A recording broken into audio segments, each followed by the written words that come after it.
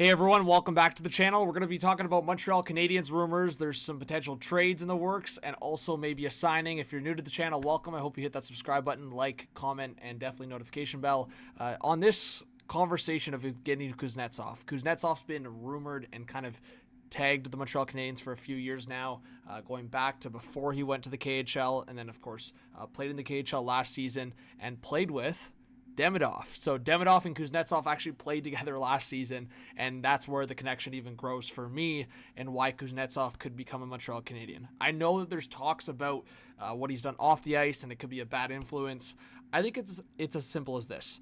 It's who you surround him with, and also what kind of role does he play. He doesn't have to play a role that's putting him in a lot of 5-on-5 scenarios. It could be heavy on the power play. It could be that connection with Demidov specifically on the power play. So I think that's the conversation that you need to have internally, I guess, and for the Montreal Canadiens. Where does Demidov fit? Is he fitting on that top power play unit? Could Kuznetsov be a valuable piece to that? Because in my head, it's like, okay, Slafkovsky could be in front of the net, maybe.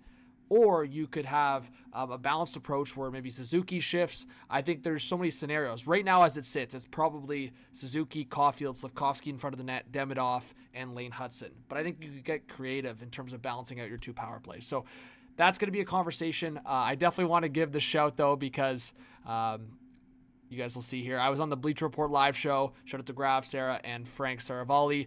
I was talking about some of my best fits, and they were reacting to it.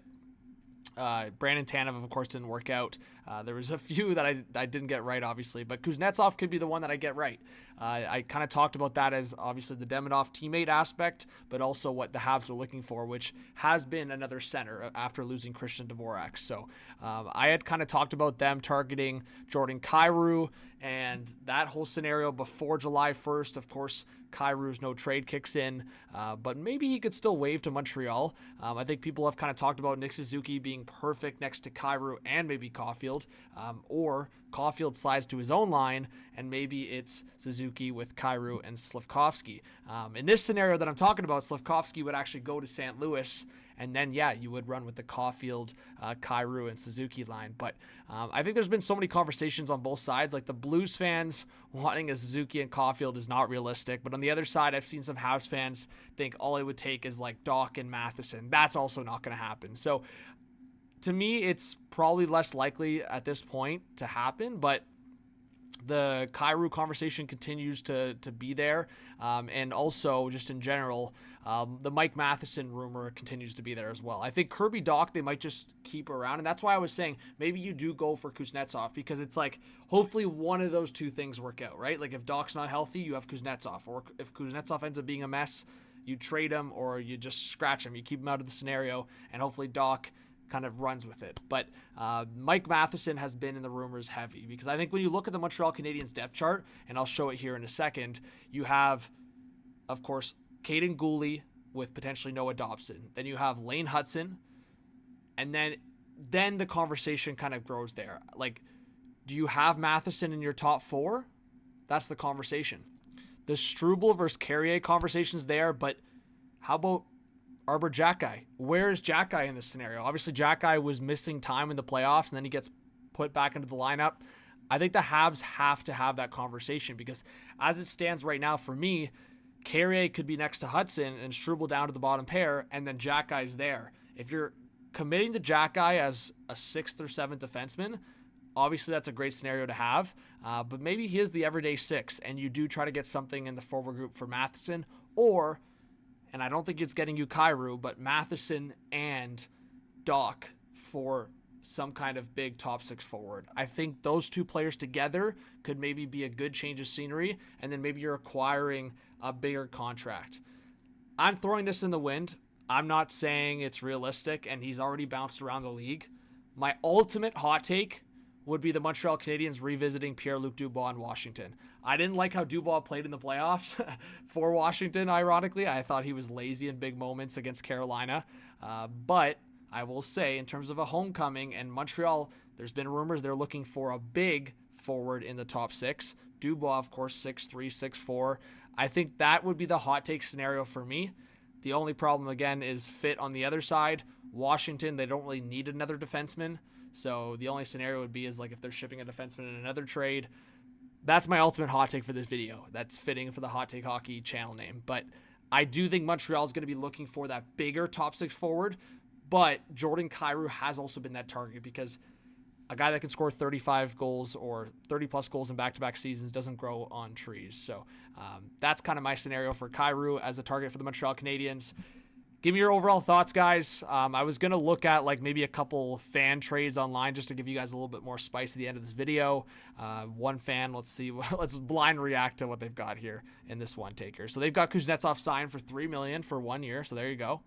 And then Bolduc goes into that top six. Okay, so this person just did the signing, basically. And Struble gets the extension for 2 years. So this is actually realistic. This is actually good to kind of react to in this video. But Laine is not going to be on your fourth line. So either Laine has that top six role or top nine role at least, or he's being traded. So that's another conversation. Will Patty Laine play out his last year on his contract in Montreal? Because after Bolduc being added, and then if Kuznetsov is added, the top 9 spots are pretty solidified. The only thing I could say is like Bolduc slides to that third line and maybe you have Newhook, Doc, and Bolduc as your third line. I think that's very possible. And then if you were to sign Kuznetsov, you could have a Laine, Kuznetsov, Demidov, purely offensive second line. The only problem with that is you cannot have that line in bad matchup games, and that line cannot get stuck in the defensive zone because it would be, frankly, a disaster, right? Like Demidov is still growing into the NHL. We saw some defensive mistakes or like awareness issues in his early parts. Obviously, the offense is there. Like he is dynamic to the biggest degree in terms of a fresh player in the league. Kuznetsov, we know the offensive capabilities. Laine, very one-dimensional in the offense and his shot. That would be a risky line. So maybe you do want to balance it, but that's the conversation for Montreal to have. And in that scenario, you have probably the best fourth line in hockey in terms of Josh Anderson, Jake Evans, and Brendan Gallagher. So there's different ways Montreal can go about it, but I would say let's see if they add a guy like Kuznetsov or another center, and then let's see what happens with Patrick Laine in the lineup. Because I think adding Bolduc, he's either going to be on the third line or second line in my opinion, and then I would say in either scenario, you probably have Gallagher or Anderson or maybe both on your fourth line, which is kind of crazy. Like that might be the most expensive fourth line in the league as well. Then as I kind of talked about for the defense group, if Matheson gets moved, Struble's in there, and then I think it makes sense for your defensive group of having a top 4 of Gooley, Dobson, Hudson, and Carrier. But Matheson still could work in there as the leader. So thanks, everyone. I just wanted to go over all of it, the potential trades, potential signing, of course, and what the Habs lineup could look like. Give me your thoughts in the comments, and hope to see you on more videos as a subscriber. And thanks for all the support. Cheers.